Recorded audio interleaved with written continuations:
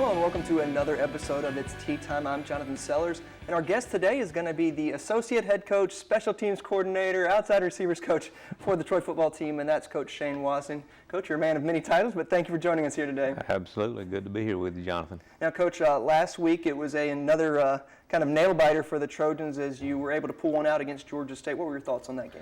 Well, evidently we have a flair for the dramatic. Our guys coming off the win from South Alabama, an emotional win, and in the fashion that we won that game in late, really took a lot out of our guys. And when you have a big game like that and you win it in that fashion, and then you're coming up against a team that's 0-5 or 0-6, whatever they were at the time, it's very difficult to get your guys back up for a game like that. And Georgia State was not without players. They had some Division I football players on their team, just like we did. But so we go over there and we were a little flat. But our guys did what it took in the very end to win the football game, and it was far from perfect. But once again, just like we've done several times this year, our guys fought right to the end and were able to come out on top. So how important is it this week to have that bye week? It's huge at this point. We hadn't had one up to this point, and our guys are beat up just like everyone else in the country. And this is probably the longest that I can remember we've been without an open date to this point of the season. So it's very important to get this. We're trying to rest some guys that are banged up this week and get their legs back up under them. But we don't want to lose that edge that we've gotten through playing 7 ball games up to this point either. So there's a fine line there, but we're going to go out for 3 days this week and try to stay tuned up and keep guys sharp. Anytime that you throw the football as much as we do, you can't take very many days off till you lose a little bit. So we'll try to keep that sharp edge this week. Well, but coming off this bye week is not an easy task, as you're going to go up to Western Kentucky, up to Bowling Green, to face the Hilltoppers and a team led by Bobby Petrino. So it's not going to be an easy task up there. Very good football team. They're well coached. We've already started watching film on them. In fact, they played tonight against Lafayette, I believe it is, on television. So we'll get to watch that game as well, and all our players will get in front of a television somewhere and watch that game. But they'll be talented. They're a really physical football team. Outside of Mississippi State, they'll be the best defensive team that we've played up to this point. Very solid special teams. On the offensive side of the ball, they're a pro style. They're going to run the football at you and then play action pass. So it's going to be a really big challenge for our guys, but I think we'll be ready. Now, I know there's still a long way to go. There's 5 games left on the schedule. What are you looking forward out of this team the rest of the way? Well, as you know, 4 of those 5 are conference games for us, and every game is a championship game, and potentially, if we win that game, then obviously we stay in the hunt for a conference championship, which is our #1 goal. So every week is important. There's so much parity in our league, just as there is in most of the other conferences. It's all relative, but everybody we play each and every week we can beat, or they can beat us. It's just that close. So we'll have to be ready every week, and our guys will have to be sharp, and staying healthy will be important for us. And we've been fortunate up to this point not to have any major injuries to really any significant players that were season endings for us, and been lucky there, and that'll be important down the stretch also. Well, let's talk about a couple of the guys that you oversee personally on the field. One of those guys is Eric Thomas. He's been around since his freshman year and kind of shown all along, but this year he's really stood out and made some great plays. What is it like coaching a guy like him? Well, it's fun to coach good players, and good players make good coaches. And a lot of times nowadays, especially these young coaches, they get to thinking they're really good coaches, but most of the time it's because you have really good players. And Eric Thomas is one of those guys. He's really bought into what we've tried to promote here, and he's become a really coachable individual, which has helped him to the point where he is. 2 years ago, I want to say, he was our leading receiver, and then last season Chip Reeves was, and Eric was the second leading receiver. Made a lot of plays for us last year also, and then of course this season he's our leading receiver and really made a lot of phenomenal plays for us. But I really believe it's because he is bought into doing the things the right way off the field, and he's come a long way in that area and in the classroom and doing things like he's supposed to do off the field, and that carries over to the field. And because of that, I think that's one of the main reasons that he's had as much success as he's had this year. And what do you think the future holds for him? I know that's predicting a lot, but I mean, do you think he has a future pro career? He will, at the very least, get into camp with someone, and what he does from that point will be up to him. I think the sky's the limit for him. The good Lord blessed him with a lot of ability, and he's really developed a work ethic that's allowed him to get where he is. Now, something I know you don't coach, I'm sure, out on the field is some of the crazy catches he makes, the one-handed catches. I mean, how does he do that? Well, I guess he has really big and strong hands. His arms reach down to his knees, if you ever notice that. That's something, and I think he's talked about it in the paper before. I think his dad always made him do vice grips or tennis balls or something, develop really strong hands, which is certainly a factor in that. But we actually try to discourage him from, in practice, he tries to practice those one-hand catches when we aren't looking. But, most of those that he catches with one hand, that's the only way he can catch them. And not many people can do what he does. And we've been very, very fortunate to have him and for him to make the plays that he's made. I don't think we'd be 4-3 without him. All right, Coach. Well, another guy that you've been watching over is Will Scott, and he's had a great year so far. Had a very strong year last year, but he's kind of built on that this year, both in the kicking game and punting. He has. Will was a preseason Groza Award on that watch list. Will's a young man that he takes a lot of pride in what he does. He works extremely hard at his trade, and he has a really good mentality for a kicker. And he's level-headed, and he doesn't really let things shake him. Done a great job punting for us this year. As you well know, he's averaging well over 40 yards a punt, and we utilize the rugby punt, and right. And that's something that he's really taken pride in. And a lot of punters don't want to punt the ball that way, but we had a 63-yarder on it the other night, right. And we had three inside the 5-yard line on rugby punts, and he's done a great job with that. And then of course his PAT and field goal kicking, I think he's 6 of 8 this year on his field goal. So he's done a nice job for us. And our special teams in general, of course, he's got to have protection and all those kinds of things, and we've done a pretty good job with that as well. But for a lot of fans that may not necessarily know why you choose to do the rugby kick when you do it, give us a little detail about when you do rugby kicks and why it's useful. Okay. Well, first, the returner, he has a hard time fielding the ball. Right. So most of our rugby punts are all net punts, which means when it rolls, it stops. It's a net punt, and all the yards are considered net there. And just like the other day, if you saw, he finally tried to field one, and he ended up losing 5 yards on that thing. So that's one aspect, is hard to field. The other, it keeps their rush off balance. If you line up and punt the ball the same way every time, which most people don't anymore, they line up in various formations and do various types of kicks, but it allows them to get a beat on you and rush you and do things to you if they know exactly how you're going to line up. And then as far as when we do it, a lot of times I'll try to get a feel for a team and a tendency of when they're going to rush us heavy, and that's when we try to call it.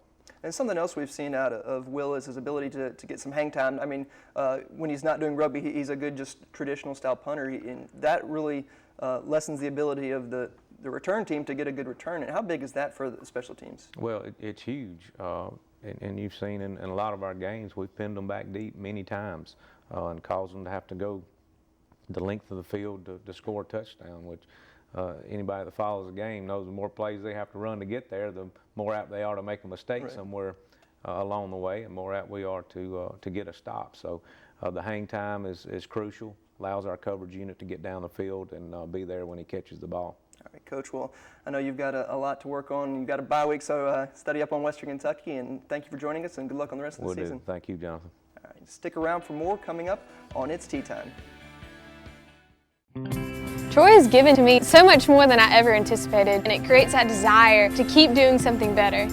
There's a perfect opportunity to get involved. Troy has many organizations here on campus that just give you the opportunity to find your niche here, to find your home, to find your passion. On campus or online, Troy offers you the hands-on experience you need to pursue an exciting career in communications and journalism. Troy University. It's all you need to know. My name is Liz. I study broadcast journalism at Troy, and I am a Troy Trojan.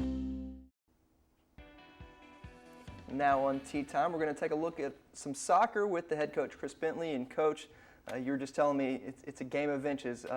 Close games over the weekend against Western Kentucky and Georgia State. Yeah, I mean, Friday we played Western Kentucky. As far as I'm concerned, it was a championship game. Our girls were competing, playing hard.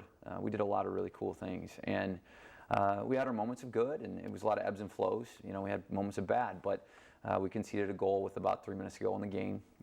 Actually responded very well. Came back, hit the crossbar, bounced into the post, just barely missed, you know, inches away from tying that game really, and that was unfortunate. But then rolling into Sunday, playing Georgia State, which is a good team, gave up a goal early.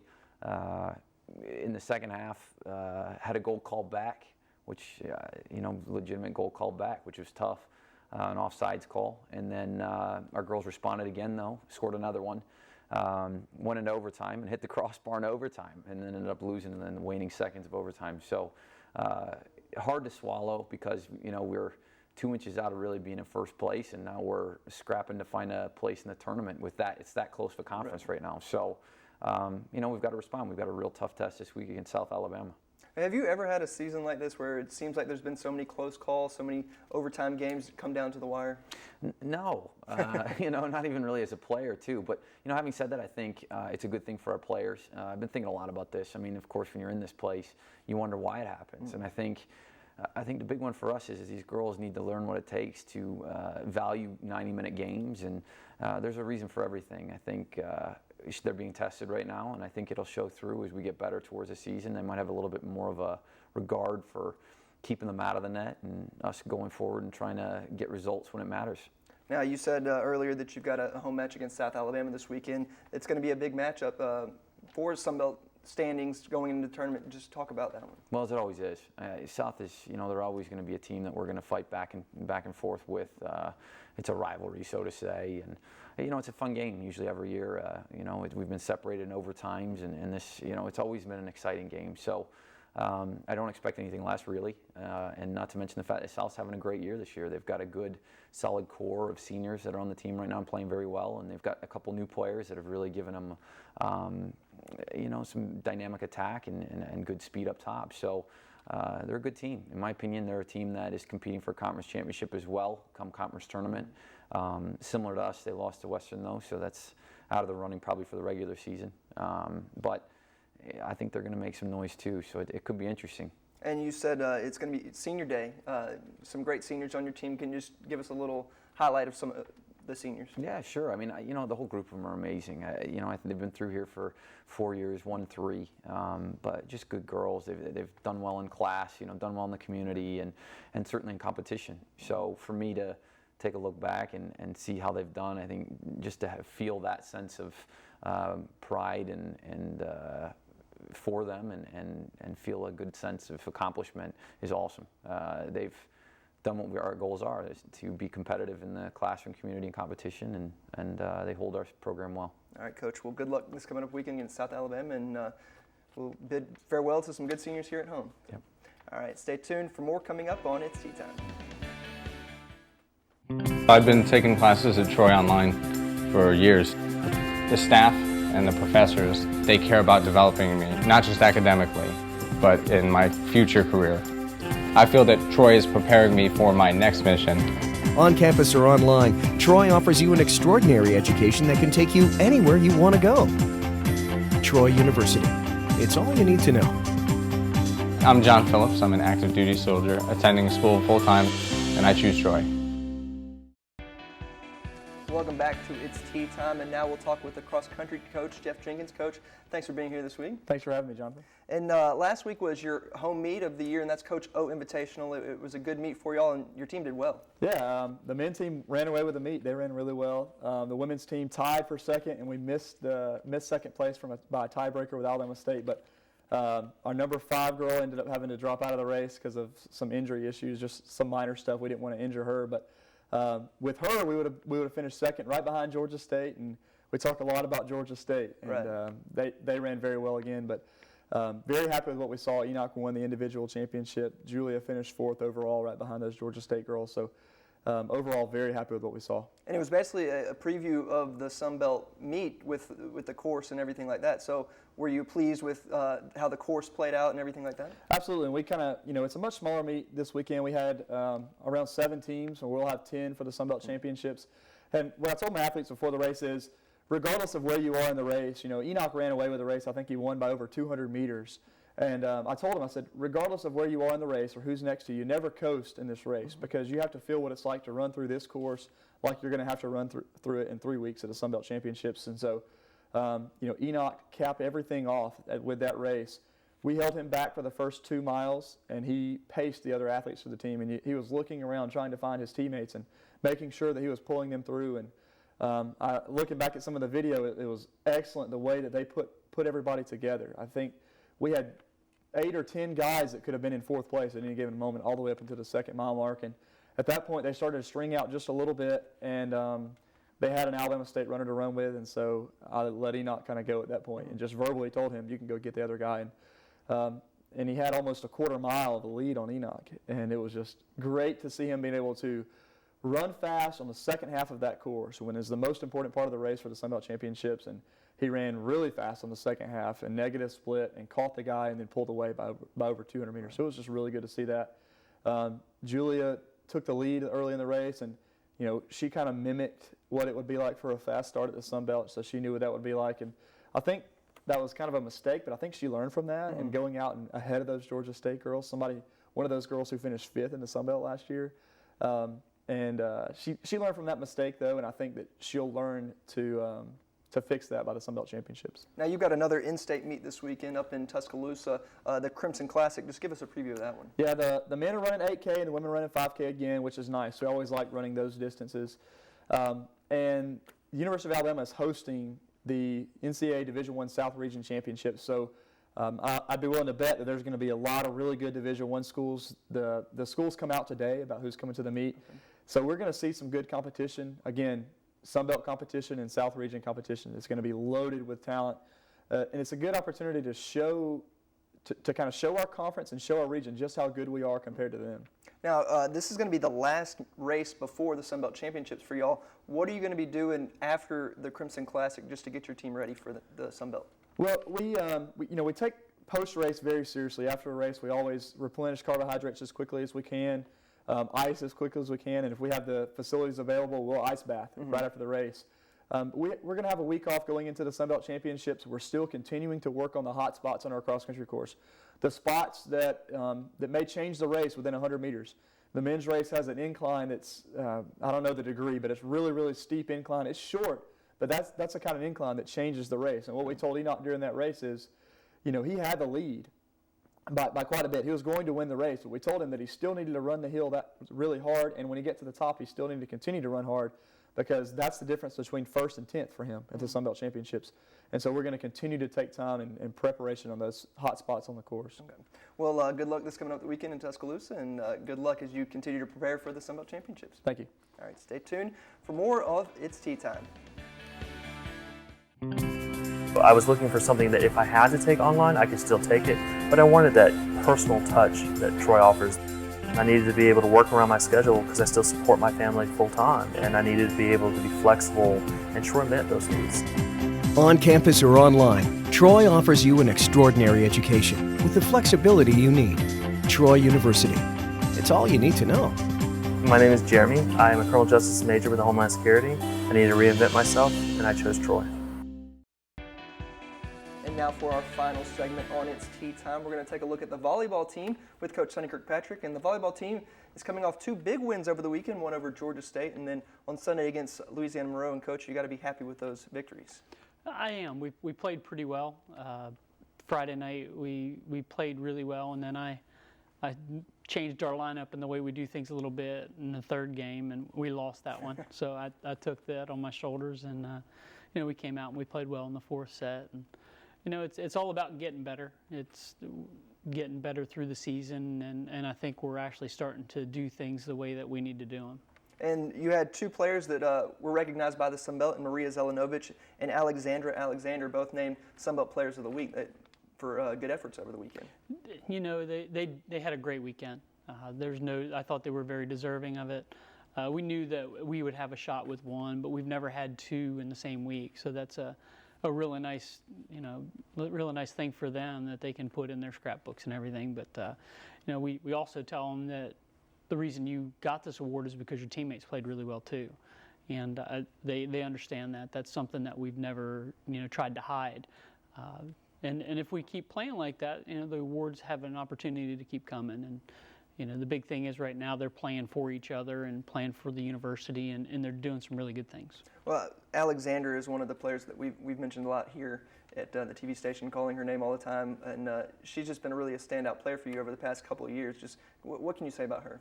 She's come a long way. She came in as an outside hitter defensive specialist. We had a young lady on our team leave in summer school, and we didn't have a setter. And she took it on her shoulders to go back home during our little break that we have before preseason practice, and started to try to become a setter. And she's been in that role for the last 3 years now, and she's done a great job. She's got a chance to be one of the most decorated setters to leave here, and she wasn't a setter. So it's kind of an interesting little thing. All right, Coach. Well, you've got a big weekend coming up, facing 2 of the newer teams in the Sun Belt in Texas State and UT Arlington, and it's a long road trip, so it's not going to be an easy task. No, I mean, being on the road brings its own challenges. Having to fly in brings more challenges.